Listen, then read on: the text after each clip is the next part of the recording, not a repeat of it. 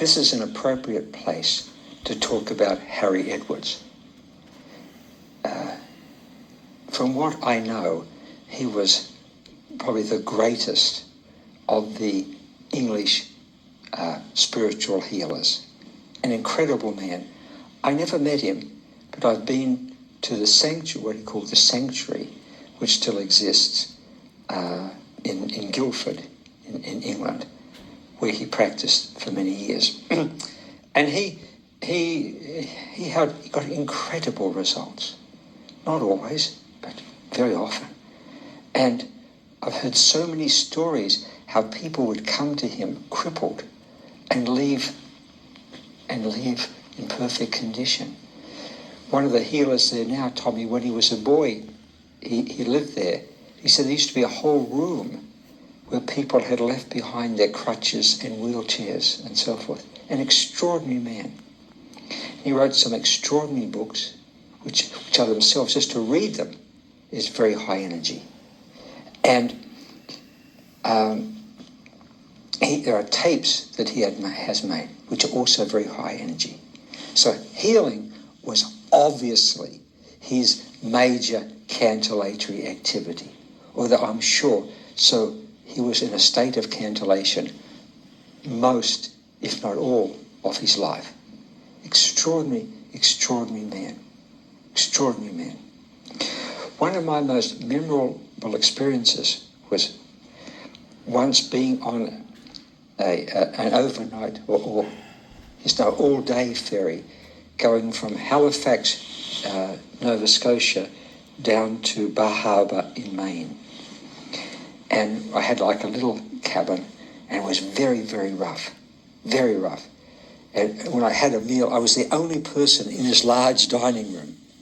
And I would lie in my cabin. I was reading one of Harry Edwards' books. And the engine is throbbing, which is like this deep pulsation of life. And then the boat is rocking and moving with this incredible power of the ocean. It was a wonderful feeling, wonderful feeling. And Harry Edwards coming, as it were, straight to me through the pages. And I've always thought if only I could write with whatever it was that Harry Edwards passed on to me in his writing. Extraordinary, extraordinary man.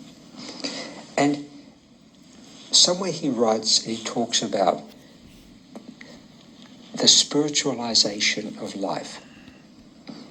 And trying to bring a little bit of Freud into it, I call this the spirit, because Freud wrote a book called The Psychopathology of Everyday Life. So I call this the spiritualization of everyday life. And that should be how we go through life every day. And that's what I mean by a life of cantillation. Not just when you're singing, not just when you're taking the photographs, but using that high spiritual experience and generalizing it into everything throughout the day. Through everything. The spiritualization of everyday life.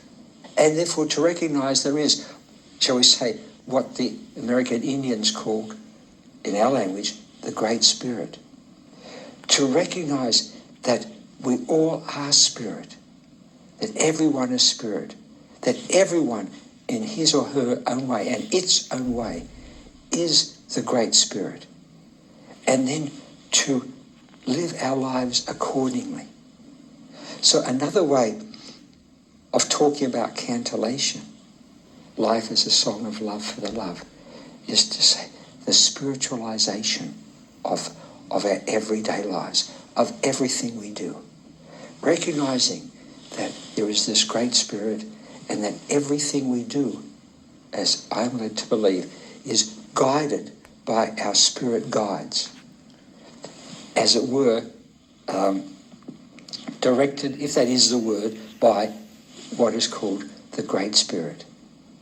And as I've said before, and then all that we do, all that is done to us and through us, is basically for the evolution of the Spirit within us. Everything is by the Spirit, for the Spirit. And that's what I mean by the spiritualization of everyday life. And I think about this frequently. And whenever I do, I give thanks to Harry Edwards.